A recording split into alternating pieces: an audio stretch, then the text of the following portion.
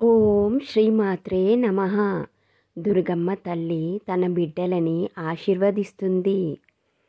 అమ్మ ఆశీర్వాదం అమ్మ బిడ్డలందరిపై ఉండాలని వేడుకుంటూ కోరుకుంటూ అమ్మ పాదాలకి కోటి కోటి ప్రణామాలు చేస్తూ అమ్మ సందేశాన్ని ఇప్పుడు మనమందరం విందాం. అమ్మ చెబుతుంది, అమ్మతో పాటు ఈరోజు మన శివయ్య కూడా మీకోసం వచ్చాడు. అమ్మ ఈరోజు శివయ్య తన బిడ్డల కోసం ఏం ఇవ్వబోతున్నాడో తెలియజేస్తున్నాడు. అది మనమందరం శ్రద్ధగా విని వాటిని మనం స్వీకరిస్తూ తల్లిదండ్రికి మనము కామెంట్లో కృతజ్ఞతగా ధన్యవాదాలు తెలుపుకుంటూ జై మా దుర్గా అని రాసి అలాగే ఓం నమ శివాయ అని కూడా రాయండి. వాళ్ళ ఆశీస్సులు ఆశీర్వాదం ఎల్లప్పుడూ మీకు లభిస్తాయి. మీరు వాళ్ళు చెప్పినవన్నీ స్వీకరించి మీరు వాళ్ళకి ధన్యవాదాలు తెలిపితే మీ జీవితంలో సుఖ సంతోషాలు ఎప్పుడూ నిండి ఉంటాయి. ఇక మనం శివయ్య మన కోసం ఏమిచ్చాడో చూద్దామా. శివయ్య మీలోని శక్తిని పెంచుతున్నాడు.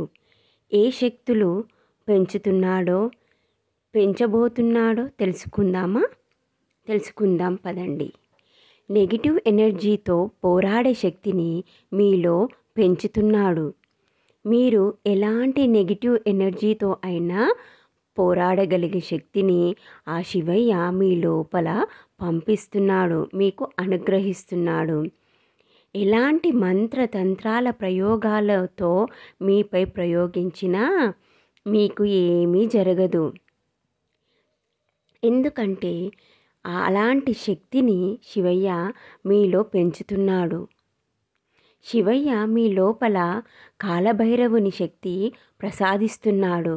శివయ్య ఎలాంటి నెగిటివ్ ఎనర్జీతో అయినా ఇలాంటి శక్తి అంటే కాలభైరవుని శక్తి ఎంతటి అపురూపమైనది, అసలు ఆ శక్తిని మనం వర్ణించలేం.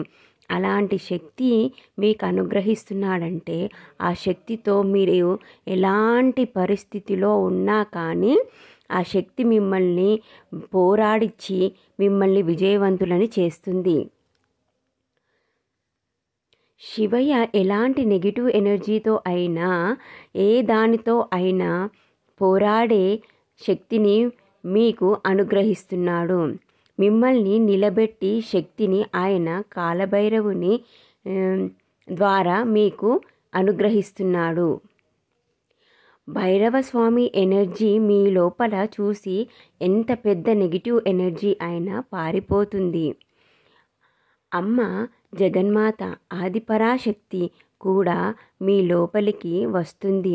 దీనివల్ల మీరు చెడుని చూడగలుగుతారు.